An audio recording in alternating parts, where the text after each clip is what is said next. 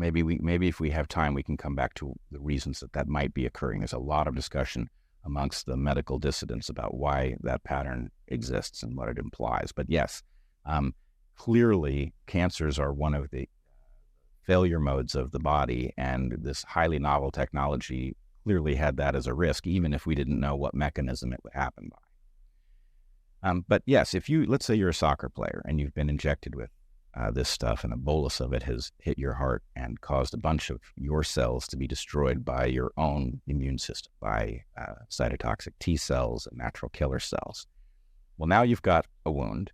If you manage to survive to have it scar over, then that wound will be less of a vulnerability than it would otherwise be. But if in the period after you've been damaged, before your heart has fully scarred, you were to push yourself to some new athletic limit, let's say you're in the middle of a particularly intense game, right? That would be exactly the time when a weakness in a vessel wall might cause a critical failure, and you could die on the field. So this is a very plausible mechanism to explain the pattern of sudden deaths that we have seen oftentimes in people who are unusually healthy and athletic. Yes.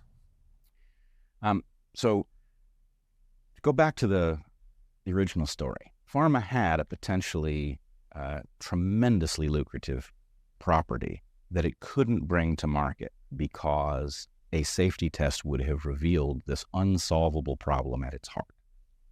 And so what I'm wondering, my hypothesis, is that it recognized that the thing that would bypass that obstacle was an emergency that caused the public to demand a remedy to allow them to go back to work and to living their lives, that would cause the government to streamline the safety testing process so that it wouldn't spot these things. And indeed, one of the things that we see, in addition to a lot more harm in those safety tests than we were initially allowed to understand, but also the safety testing was radically truncated so that long-term harms were impossible to detect.